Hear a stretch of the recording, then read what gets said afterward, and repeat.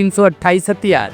मणिपुर में लंबे समय से जारी अशांति और हिंसा के बीच राज्य पुलिस और केंद्रीय सुरक्षा बलों ने एक बड़ी कार्रवाई को अंजाम दिया है। 13 और 14 जून की मध्य रात्रि को मणिपुर पुलिस, केंद्रीय सशस्त्र पुलिस बल, भारतीय सेना और असम राइफल्स की संयुक्त टीमों ने राज्य के 5 घाटी जिलों के बाहरी इलाकों में एक साथ खुफिया जानकारी के आधार पर सघन सर्च ऑपरेशन चलाया। This is regarding a major recovery of arms and ammunition by Manipur police and security forces.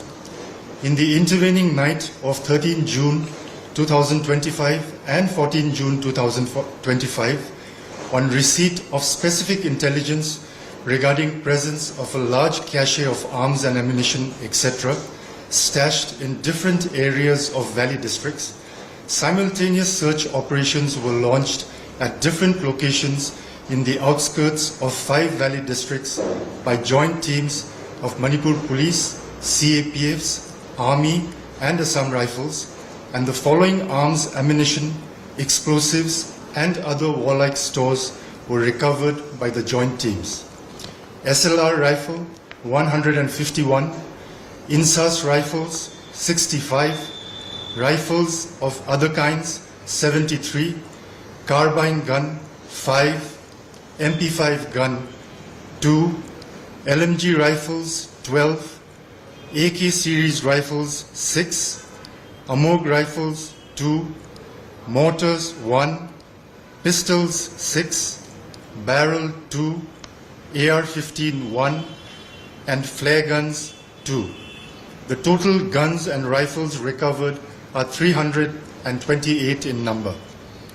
Apart from these, other recoveries comprise of magazines 591, SLR rounds 3,534, INSAS rounds 2,186, 303 rounds 2,252, AK rounds 234, AMOG rounds 407, 9mm rounds 20, Lithode 3, detonators 7 and para bombs 3. These intelligence-based operations mark a major achievement for the Manipur police and the security forces in their continued efforts to restore normalcy, maintain public order, and ensure the safety and security of citizens and their properties. The Manipur police reiterates its commitment to a peaceful and secure Manipur.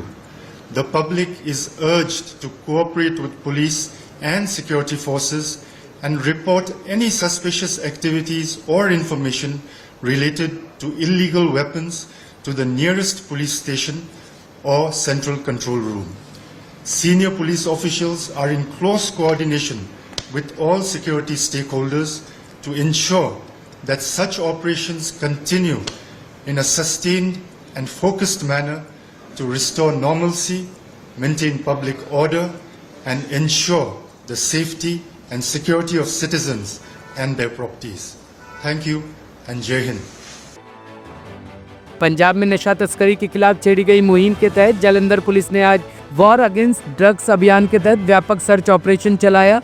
इस operation का नेतृत्व ADGP doctor Naresh Kumar Arora ने किया, जिनके दिशा निर्देश में शहर के 8 संवेदनशील इलाकों को चिन्हित कर वहां एक साथ कार्रवाई की गई।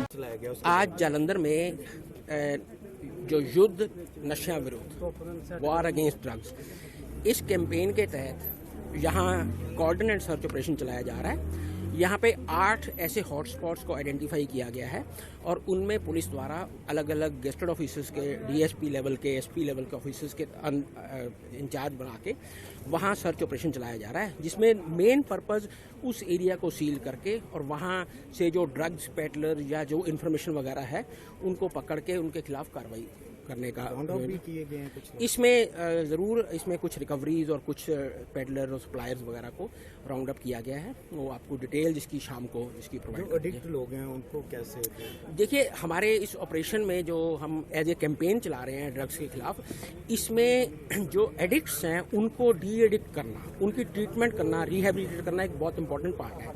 तो जालंधर में अभी तक 260 से ज़्यादा लोगों को पुलिस द्वारा डी एडिक्शन सेंटर्स में भर्ती करवाया गया है और उनकी ट्रीटमेंट वहाँ शुरू करवाई गई है।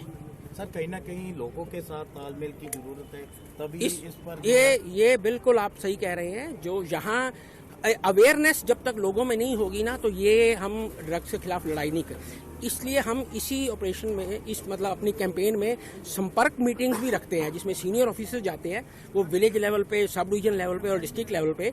और ऐसे हम हर जगह ऐसे लोगों से संपर्क करके स्कूलों में, पंचायतों के लेवल पे, मोहल्लों के लेवल पे, तो उन लोगों में अवेयरनेस भी करते हैं। और ये कैंपेन उन्हीं द्वारा ही, कम्युनिटी पार्टिसिपेशन से ही आगे जा सकती है। राजधानी दिल्ली के वेस्ट जनपद रोड पर स्थित निर्माणाधीन सीसीएस बिल्डिंग में आज अचानक आग लग गई, जिससे इलाके में अफरा तफरी मच गई। घटना की जानकारी मिलते ही दमकल विभाग ने तुरंत हरकत में आते हुए 13 फायर टेंडर मौके पर रवाना किए और त्वरित कार्रवाई करते हुए आग पर काबू पाया। बताया जा रहा है कि आग की शुरुआत बिल्डिंग की ऊपरी मंजिलों पर निर्माण सामग्री के पास से हुई। हालांकि आग लगने के वास्तविक कारणों का पता अभी तक नहीं चल पाया। राहत की बात यह रही कि हादसे के वक्त निर्माण स्थल पर मौजूद सभी मजदूरों को समय रहते सुरक्षित बाहर निकाल लिया गया। किसी के हताहत होने की सूचना नहीं है। दमकल विभाग के एक वरिष्ठ अधिकारी ने जानकारी देते हुए कहा कि हमें सुबह आग लगने की सूचना मिली थी, जिसके तुरंत बाद 13 फायर टेंडरों को मौके पर भेजा गया।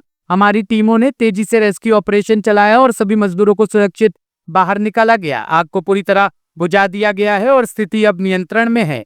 मौके पर स्थानीय पुलिस और निर्माण एजेंसी के अधिकारी भी मौजूद रहे और दमकल कर्मियों को सहायता प्रदान करते रहे। आग की गंभीरता को देखते हुए बिल्डिंग के आसपास की अन्य निर्माण इकाइयों को भी खाली कराया गया था, ताकि किसी तरह की दुर्घटना ना हो। ब्यूरो रिपोर्ट, टीम तफ्तीश न्यूज।